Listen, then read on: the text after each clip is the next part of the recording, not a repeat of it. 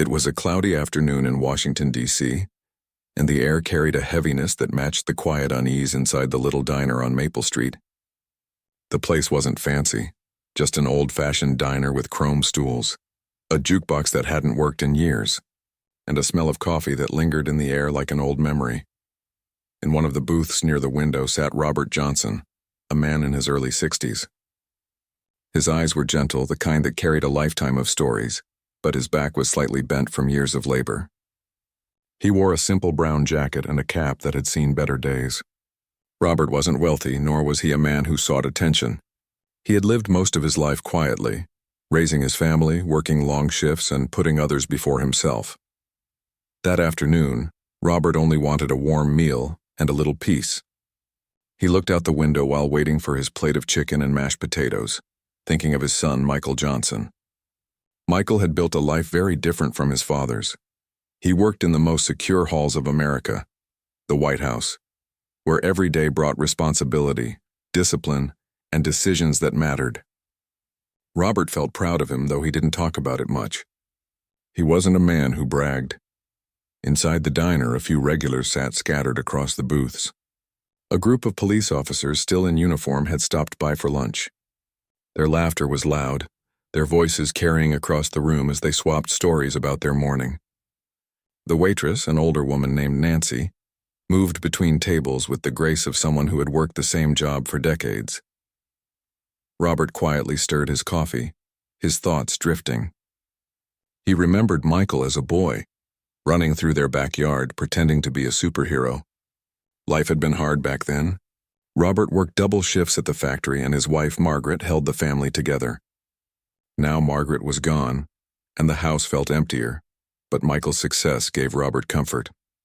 The door to the diner opened with a small chime, and a gust of cold wind followed. Robert pulled his jacket tighter.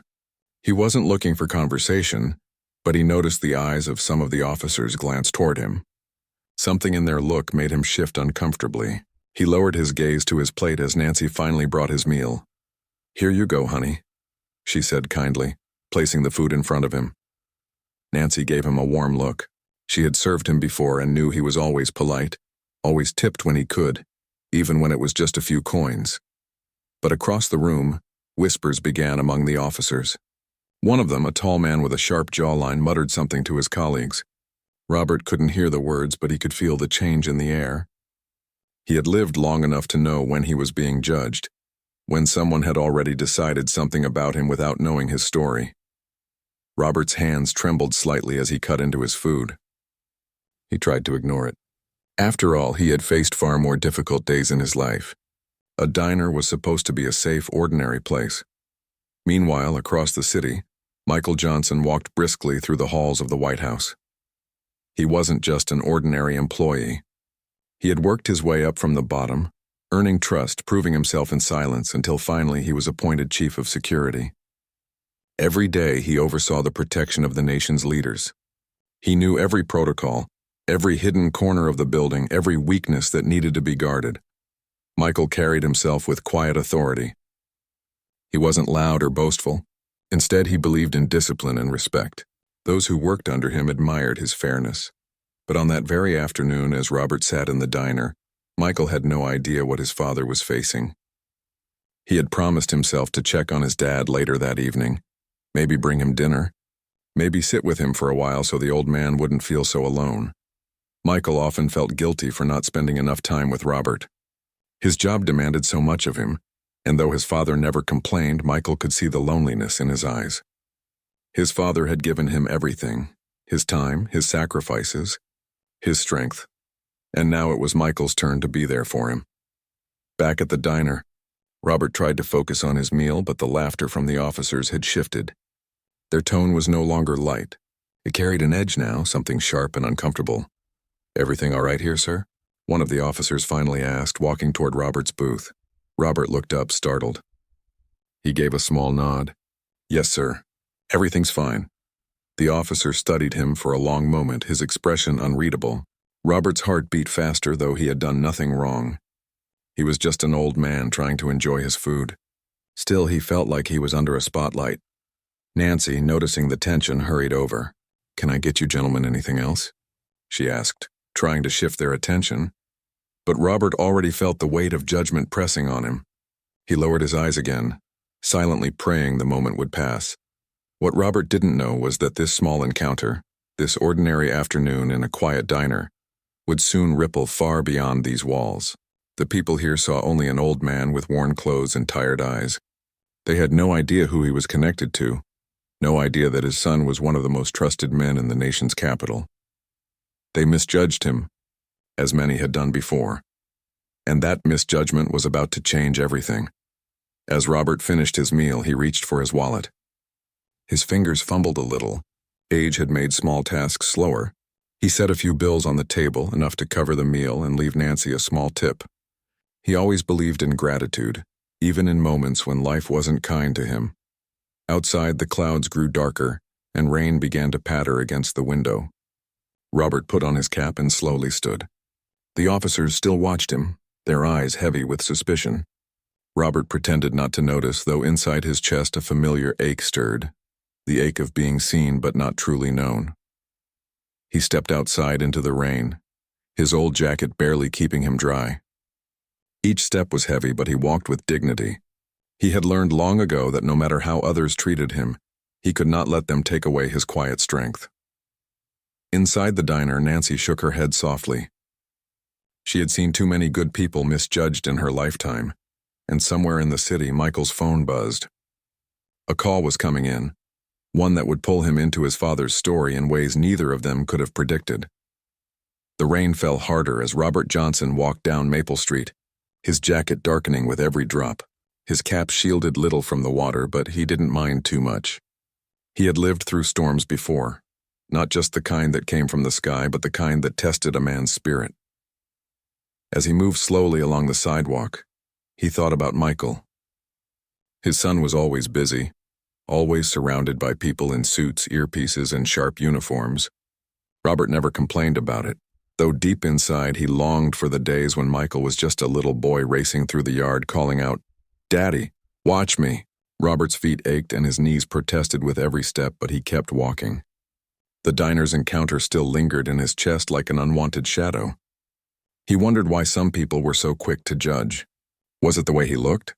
His old jacket? The way he spoke? Or maybe it was something deeper, something that had always followed him. He sighed and tightened his grip on his jacket. He reminded himself, as he always did, that dignity didn't come from how others treated you. It came from how you carried yourself through it. Across town, inside the secure walls of the White House, Michael Johnson sat at his desk reviewing reports. His eyes scanned pages of information, details about schedules, visitor logs, and security measures. The weight of responsibility pressed on his shoulders, but he carried it with quiet strength. Michael had been taught discipline by his father, though Robert never used the word discipline. Instead, he called it doing what's right even when it's hard. As a boy, Michael didn't always understand those lessons. Now, as chief of security, those words guided him every day. His phone buzzed, interrupting his focus. He glanced at the screen. It wasn't an official call. It was from Nancy, the waitress at the diner where his father often ate. Michael had known her since childhood. She had watched him grow up, always sliding him an extra cookie or a piece of pie when Robert couldn't afford dessert. "Hello, Nancy," Michael answered, surprised. Her voice trembled slightly, though she tried to sound calm. "Michael, I don't want to worry you, but something happened with your dad today at the diner." Michael sat up straighter, his jaw tightening. "Is he all right?" Yes, he's all right," Nancy assured quickly. He didn't want to make a scene. "You know how he is, but some officers gave him a hard time. They looked at him like he didn't belong here, like he had no right to sit and eat quietly." Michael's hand clenched into a fist on the desk, though his voice stayed calm. "Did they say anything to him?" "Not much. But sometimes it's not the words, Michael," Nancy replied softly. "It's the way they looked at him, the way they made him feel." I could see it in his eyes. He walked out into the rain without a word, but I know it weighed on him. Michael closed his eyes for a moment, breathing slowly. His father had endured so much in silence. He had given Michael every chance in life, sacrificing comfort for opportunity. And now to be treated like that by people who didn't even know him struck a deep chord in Michael's heart. "Thank you for calling me, Nancy," Michael said firmly. I'll take care of it." That evening, after his shift, Michael drove through the rain to his father's small house. The neighborhood was quiet, the kind of place where people still waved from porches and neighbors knew each other's names. The little home was worn but tidy, the lawn neatly trimmed, Robert's pride showing in every corner. Michael knocked softly on the door before letting himself in. The familiar creak of the wooden floor greeted him, along with the faint smell of old books and coffee. "Dad?" he called out. "In here, son." Robert's voice came from the living room. Michael found him sitting in his favorite chair, a blanket over his lap, staring out the window at the rain. He looked tired, but his eyes brightened when he saw his son. "You're home early," Robert said gently. Michael sat down across from him. "I heard about what happened at the diner." Robert shifted uncomfortably. "It was nothing. Don't trouble yourself." "Dad," Michael said, his tone firm but filled with care.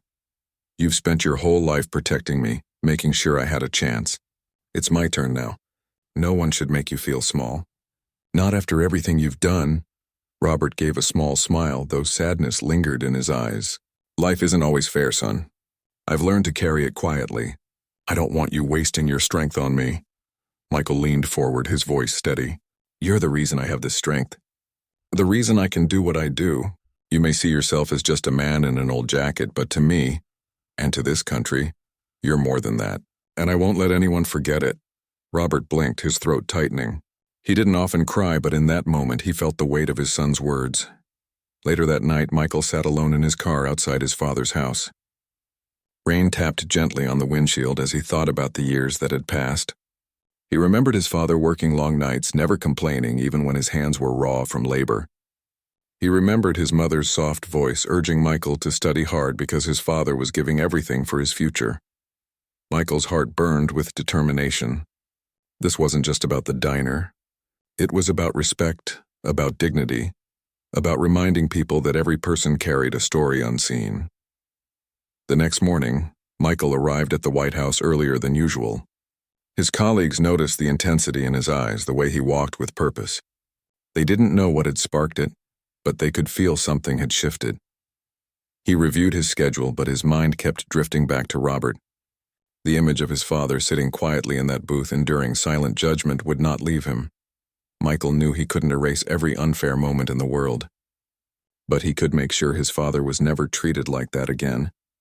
He could make sure people understood that the man they had misjudged was more than they could ever imagine. Meanwhile, at the diner, Nancy noticed Robert had not returned since the incident. She worried about him. Knowing how much he valued his quiet routines, she decided to call him just to check in. "Robert, it's Nancy," she said warmly when he answered. "I just wanted to see how you're doing." "I'm all right," Robert replied softly. "I didn't mean to cause trouble for anyone." "You never caused trouble," Nancy insisted. "You deserve kindness, same as anyone else." Her words brought a small smile to Robert's face. He thanked her, and after hanging up, he sat back in his chair, staring again out the window. For the first time in a while, he allowed himself to hope that maybe, just maybe, the world would see him differently someday. And so the story moved forward, quietly but surely. A father, too humble to claim respect, and a son, determined to give it to him. Neither of them knew yet how the events at that little diner on Maple Street would ripple outward, into conversations, into decisions, into places far beyond their small world. For now, it was just a man, his son, and a promise that dignity would not be forgotten. The morning after the storm, Robert Johnson moved through his small house with his usual quiet rhythm. He made coffee, buttered 2 slices of toast, and sat by the window with his old newspaper. The rain had stopped, but the world outside still glistened with puddles that reflected the gray sky. Robert's thoughts drifted back to the diner. He told himself it wasn't important, that he had faced worse things in his life, but the memory lingered like a shadow he couldn't shake. The looks, the silence, the weight of being judged without cause, it all pressed against his chest. He folded the newspaper and sighed. At his age, he believed he should have earned peace, not suspicion. Meanwhile, inside the towering walls of the White House, Michael Johnson moved with the precision of a man who understood responsibility. The security teams under his command respected him deeply. To them, he wasn't just their leader. He was the person who stood steady when others faltered. But Michael's mind wasn't fully in his work that morning. He kept thinking about his father. The image of Robert sitting quietly in the diner booth would not leave him. During a briefing, one of Michael's deputies noticed his distant expression. "Chief, is everything all right?" Michael gave a small nod. "Yes, carry on." But inside he was unsettled. His father deserved better, not because of who Michael was, but because of who Robert was. At lunchtime, Michael slipped away to make a call. He dialed Nancy at the diner. "Nancy, it's Michael. I need you to tell me exactly what happened yesterday." Nancy hesitated, then spoke gently. "Michael, I don't want to stir things up. Your father wouldn't want that either, but I'll tell you this. He was sitting quietly minding his own business, and some officers kept watching him.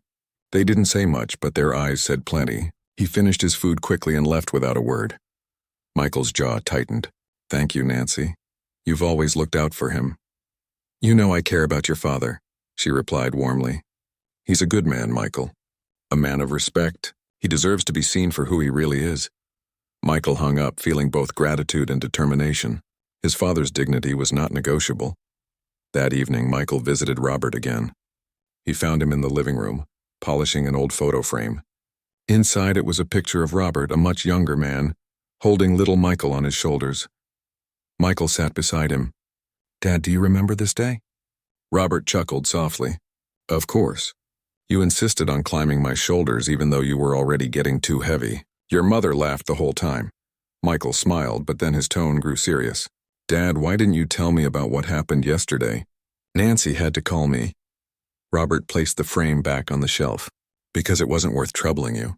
You've got the whole country on your shoulders. Why add my burdens?" Michael leaned forward. "Because you're my father. You carried me when I was small. You carried this family when times were hard. Now it's my turn to carry something for you. Don't keep these things from me." Robert's eyes softened, but he shook his head. "You're a good son, Michael, but I don't need protection. What I need is for you to keep doing your job with honor. That's enough for me." Michael looked at him, his heart heavy. His father's humility was both his greatest strength and his deepest wound. The following day, Michael's duties at the White House unexpectedly intersected with his personal life. During a scheduled meeting with city officials, he noticed a familiar uniform among the visiting officers. It was one of the men who had been at the diner. Michael kept his expression calm, but inside his chest tightened. He listened as the officers discussed routine security matters, but his mind was elsewhere. Did this man even realize who Robert was? Did he understand that the man he had judged was the father of the very person keeping the White House secure? Michael's eyes lingered on the officer, not with anger, but with quiet resolve. He would not act impulsively, but he would not forget. Back at home, Robert spent the evening sitting on the porch. The air was cool and children's laughter echoed faintly from down the street. He closed his eyes and let the sound remind him of simpler days, when Michael had been one of those children. He thought about Nancy's kindness, about the way she always tried to shield him. He thought about Michael's fierce determination to protect him. For the first time in a long while, Robert allowed himself to imagine something different. A world where he didn't have to carry his dignity quietly, where people looked at him and saw more than their assumptions, but he shook the thought away. Life had taught him not to expect too much. Still, deep inside, he knew that something had begun to shift. His son was not a boy anymore. He was a man in a position of power, a man who could change the way people looked at him. The story of the diner had not spread beyond those who were there. To most of the city, it was nothing, a moment lost in the noise of daily life.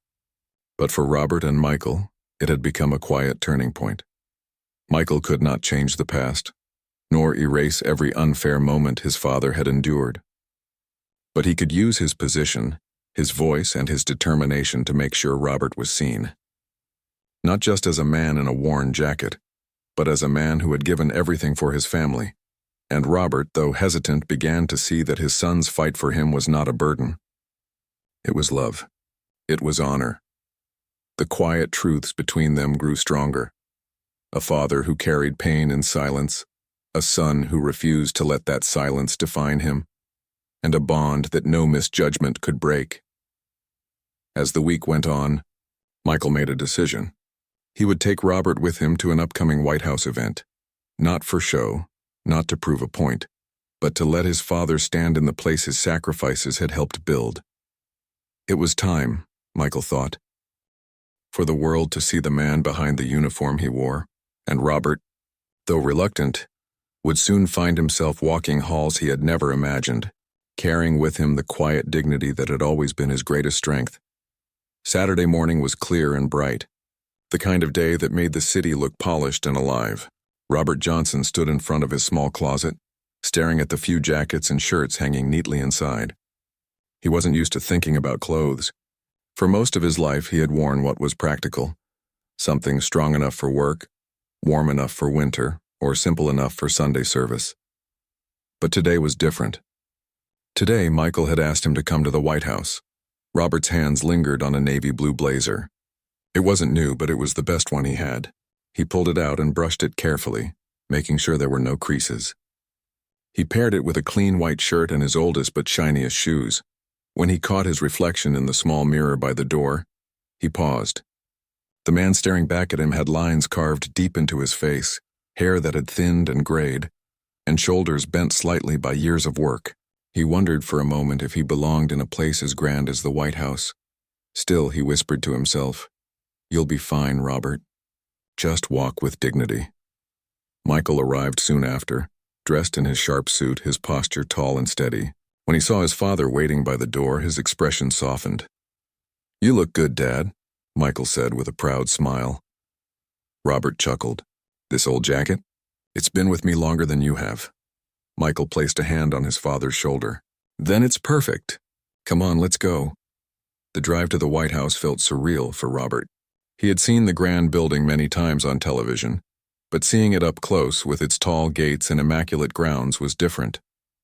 As they pulled up, security officers in dark suits moved with precision. Their eyes scanned every car, every face, every movement. Robert felt his chest tighten, but when he saw how the guards greeted his son with respect, he relaxed a little. "Morning, Chief," one of them said, nodding to Michael. Michael returned the nod with quiet authority, then gestured toward Robert. "This is my father." Immediately, the officer's expression shifted. He straightened, his voice respectful. "Good morning, sir. Welcome." Robert blinked, almost surprised by the tone. He gave a small nod. "Good morning." For years, he had grown used to being overlooked, his presence unnoticed or dismissed. But here, because of Michael, people saw him differently. It felt strange, almost heavy, but also comforting. Inside, the White House gleamed with history. Marble floors stretched across wide halls. Portraits of past leaders lined the walls and chandeliers sparkled above. Robert walked slowly, taking it all in, his worn shoes clicking softly against the polished floors. "Never thought I'd be walking these halls," he whispered. Michael smiled beside him. "Neither did I, Dad, but here we are." As they moved deeper inside, staff members greeted Michael with respect. Many of them glanced curiously at Robert, their expressions warm when they realized who he was.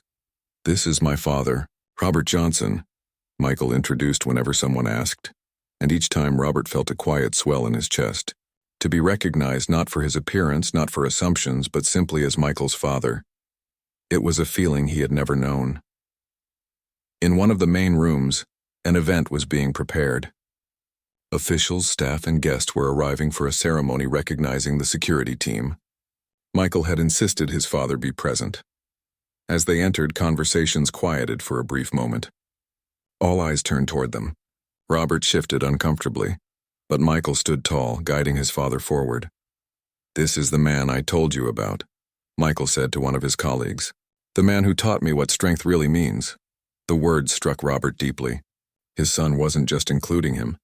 He was honoring him. The ceremony began, speeches were made, and names were called. Michael received acknowledgement for his leadership, but when he stood at the podium, he didn't speak about himself. Instead, he turned toward his father, sitting quietly in the front row. "I wouldn't be standing here today," Michael said, his voice steady, "if it weren't for my father. He worked harder than anyone I know, gave up his comfort so I could build a future, and carried himself with dignity, even when the world overlooked him. Today I want to honor him because everything I am is because of him." The room grew silent. Robert felt his throat tighten. His eyes welling with tears, he tried to blink away. He wasn't used to being in the spotlight. He wasn't used to being praised. But in that moment, surrounded by people who now looked at him with respect, he felt something shift inside him. He wasn't invisible. He wasn't just an old man in a diner booth. He was the father of Michael Johnson, the chief of security. And more importantly, he was a man who had lived his life with quiet strength. After the event, many came forward to shake Robert's hand. Some thanked him, others complimented him. Each word felt almost unreal, but Robert received them humbly. As they walked out together, Robert turned to his son. "Michael, you didn't have to do that." "Yes, I did," Michael replied firmly. "The world needed to see who you are. I needed them to know." Robert looked at him for a long moment. Then, with a soft smile, he said, "You've made me proud, son." Michael's eyes glistened. "No, Dad, you made me who I am. I only carried forward what you taught me." That night, when Robert returned home, he sat once again in his old chair by the window. But this time his heart felt lighter. He thought about the diner, about the way people had looked at him just days ago. And he thought about the White House, where those same eyes had filled with respect. Life had not always been kind. But today it had shown him something he had almost forgotten. That dignity, when carried long enough, eventually finds recognition. Robert closed his eyes, whispering a quiet prayer of thanks. For his son. For the journey. For the chance to be seen. And in that silence, he felt peace. The morning after Robert's visit to the White House, the little diner on Maple Street was busier than usual. The smell of bacon and coffee filled the air, the sound of clinking plates and quiet chatter blending into the usual hum of breakfast hours. Nancy, the longtime waitress, moved between tables with her practiced ease. She poured coffee, carried plates, and offered her warm smile to every customer. But her thoughts were elsewhere. She couldn't stop thinking about Robert. She had heard from a neighbor that Robert had been seen walking through the halls of the White House with Michael the day before. The image stayed in her mind. Robert, the man who always sat quietly in the corner booth, suddenly standing in the most important building in the country. Nancy couldn't help but smile at the thought. She knew Robert's worth all along, but now others were starting to see it too. At one of the tables near the counter, two men who had been in the diner during the incident with Robert whispered to each other, "You know that old guy? The one who sat here last week?" One asked, "Yeah, what about him?" "I heard he's the father of some big man at the White House." The second man frowned. "Are you sure?" "That's what people are saying. Chief of security or something like that. His son." The words carried across the diner, soft at first, but soon they found their way into other ears. Customers began to murmur, exchanging glances. Some looked guilty, remembering how they had noticed Robert's quiet discomfort that day. Others looked surprised, as if the news didn't quite fit the image they had formed of the old man in the worn jacket. Nancy overheard and stepped in. "It's true," she said firmly. "That man is Robert Johnson, and his son is Michael Johnson, the chief of security at the White House. But let me tell you something. Robert didn't need his son's title to deserve respect. He's always been a good, kind man." Her words silenced the whispers. The truth of her tone left no room for doubt. From that day forward, Robert's name began to carry weight in the little community. Not because of the White House connection, but because people were starting to realize how quickly they had judged him without knowing him. Robert, however, remained unaware of the growing conversations. He lived simply, following his usual routines. He visited the grocery store, walked slowly down familiar streets, and sat on his porch in the evenings. To him, life was the same, though he noticed a few subtle changes. Neighbors waved more often now. The cashier at the store greeted him with unusual warmth. Even strangers on the street seemed to pause and smile at him, as if they had discovered something new about him. At first, Robert was puzzled. Then he remembered Michael's words at the White House. The world needed to see who you are. Perhaps that was what was happening. Michael, on the other hand, knew exactly how fast stories could travel. Inside the White House, colleagues had approached him after the event, offering kind words about his father. "Your speech was powerful," one said. "It reminded us all that behind every leader there are sacrifices we don't see." Michael nodded, grateful. But he always redirected the praise back to Robert.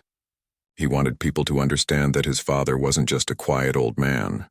He was the foundation on which Michael's life had been built.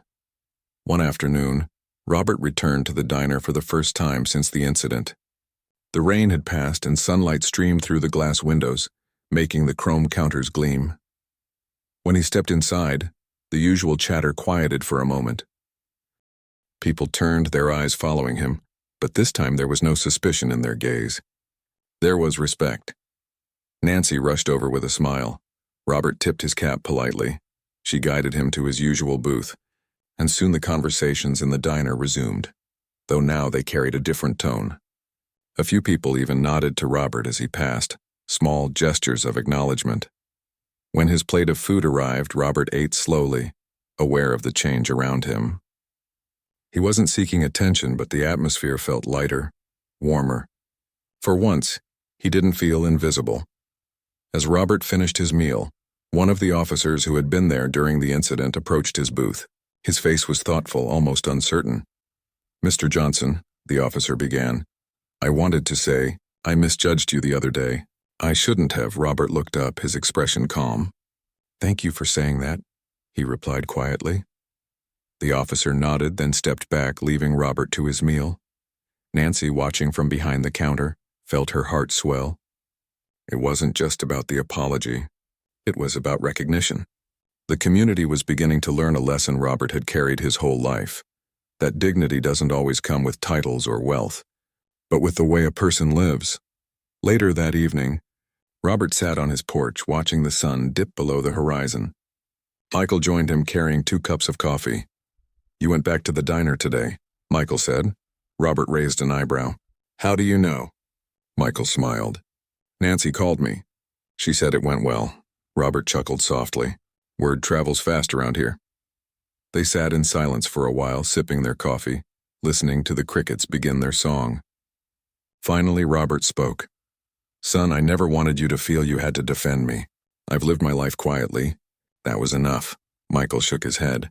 "You don't see it, Dad. You think you've lived quietly, but to me you've lived powerfully. Every lesson, every sacrifice, every bit of strength you showed, that's what made me who I am." Robert's eyes softened. "You've done well, son. More than I could have dreamed." "And you've done more than you'll ever admit," Michael replied. The story of Robert Johnson was no longer just his own. It had started to weave itself into the community, into the halls of the White House, and into the quiet conversations of strangers. People who once looked past him now looked at him with new eyes. They saw not just an old man in a diner, but a father who had given his all, a man whose dignity had shaped a leader. And Robert, though humble, began to accept it. For once in his long life, he felt truly seen. The sun rose slowly over Washington, casting a soft golden glow across the city streets. For Robert Johnson, mornings had always been quiet, a time to sip coffee, reflect, and prepare for the day ahead. But today felt different. There was a sense of anticipation, a small stirring in his chest that he hadn't felt in years. Michael had called the night before with an invitation, not just to lunch, not just to a small event, but to accompany him to meet some of the people whose lives he helped protect. Robert adjusted his blazer, the one he had worn to the White House last week. Though it had softened at the edges, it still carried a weight of respect, a reminder of the moment his son had honored him in front of so many. "Ready, Dad?" Michael asked from the doorway. Robert nodded slowly. "I think so, son. I think I am." The drive to the event was calm, but Robert's mind was alive with memories. He thought about the diner, about the officers who had misjudged him. He remembered the looks, the weight of silent assumptions, and the quiet pain of being seen incorrectly. But he also thought about Nancy, about the neighbors who had begun to notice, and about Michael's unwavering pride in him. Slowly, a sense of peace replaced the tension he had carried for so long. Life had a way of balancing itself, not always immediately, not always visibly, but over time in ways that mattered most. When they arrived, the venue was bustling with familiar faces, officials, community leaders, and local families. Michael guided Robert through the crowd with quiet authority. People greeted him with nods and smiles, acknowledging him not just as Michael's father, but as Robert Johnson, a man of integrity and quiet strength. Robert walked with his head held a little higher than usual. For years he had moved through life unnoticed, carrying dignity silently. Today he felt it reflected back at him, One woman approached, holding out her hand. "Mr. Johnson, I've heard so much about you," she said warmly. "You've raised an extraordinary son, and that alone says so much about the kind of man you are." Robert's lips curved into a small, humble smile. "Thank you, ma'am. That's very kind of you." The recognition was unfamiliar but not uncomfortable. It felt deserved. As the event began, Michael stepped to the podium. His usual calm authority carried across the room, but his eyes often met his father's, silently inviting him to share in the moment. "Today," Michael said, "we recognize more than service or duty. We recognize the people behind the people, the families who give everything, often without acknowledgement. My father, Robert Johnson, is one of those people. He taught me strength, humility, and the meaning of perseverance. Without him, I would not be standing here." The room erupted in applause. Robert felt heat rise to his cheeks. He wasn't used to this attention. He had spent decades teaching his children values quietly, without expectation of praise. Yet hearing these words, seeing respect reflected in the eyes of so many, touched him deeply. After the ceremony, several people came forward to speak with Robert. One man, who had been part of the local council, extended his hand. "Mr. Johnson, I have to apologize. I judged you too quickly in the past," he admitted. "Seeing your son and hearing your story, I realize now what kind of man you truly are." Robert accepted the handshake with grace. "It's all right," he said gently. "Sometimes people see what they expect to see, not what is true." The man nodded, a hint of humility in his eyes. "You've reminded me that respect is earned through life, not assumptions." Robert felt a quiet satisfaction. It wasn't about the apology itself. It was about recognition. People were beginning to see beyond the surface. Later, Michael and Robert stepped outside. The sun was higher now, bathing the city in warmth. The streets were alive with people going about their day, children playing in small parks, neighbors greeting one another. Michael placed a hand on his father's shoulder. "Dad, you see? The world is noticing now. Not because of me, but because of you. Everything you've done, every lesson you've taught is making a difference beyond our family." Robert looked at his son, pride welling up in his chest. "You've always carried more than your share of responsibility, Michael. I never wanted to add to it." Michael shook his head. "You didn't. You gave me the foundation to carry it well. That's more than anyone could ask." For a moment, they stood together in silence, father and son, two generations bound by love, respect, and shared strength. That evening, Robert returned to his porch. He sat quietly, watching as the city lights began to flicker on. Life had changed subtly in the last week. The diner felt different now. Patrons greeted him with smiles, neighbors nodded with acknowledgement, and the quiet sense of invisibility had lifted. He thought back to the officers who had judged him, and he realized he held no anger. Life had a way of teaching lessons, often in small, unspoken ways. What mattered was that dignity, patience, and goodness eventually drew recognition. Michael joined him again, sitting down with 2 cups of coffee. They shared the quiet moment, the kind of connection that didn't require words to be understood. "You've done well, Dad," Michael said softly. Robert shook his head. "No, son. You've done well. You took my lessons and made them into something bigger than I could have imagined." Michael smiled, a gentle pride in his eyes. "We've done it together, Dad. That's what matters," Robert nodded. He felt something settle deep inside him, a sense of completion, not just for himself, but for the life he had built and the son he had raised. Days later, at the diner, Nancy noticed a change. Customers now shared stories not just of the city, but of Robert Johnson, a man whose quiet life had influenced so many. She watched as Robert served himself coffee, greeted the familiar patrons with a nod, and smiled quietly at the acknowledgement he now received. It was subtle, yet powerful. Respect, when earned, carried a weight that no insult or misjudgment could ever remove. And Robert, who had carried decades of silent strength, now experienced the quiet triumph of being seen, truly seen, by those around him. That night, father and son sat together once more. The city hummed softly beyond the windows, a gentle reminder of the world that moved on regardless, yet now held space for recognition, kindness, and understanding. Robert reached for Michael's hand. "Thank you, son, for everything." Michael shook his head, squeezing his father's hand gently. "No, Dad, thank you. For showing me how to live with honor, even when no one is watching. That's the lesson that matters most." And in that moment, Robert realized that life, despite its trials, had brought him full circle. From quiet corners of a diner to the halls of the White House, from misjudgment to acknowledgement, his journey had been about more than survival. It had been about living with dignity, teaching through example, and sharing love that carried forward in ways both visible and unseen. The story of Robert Johnson, once a quiet man in a worn jacket, had become a story of strength, respect, and the unbreakable bond between father and son, and that was enough.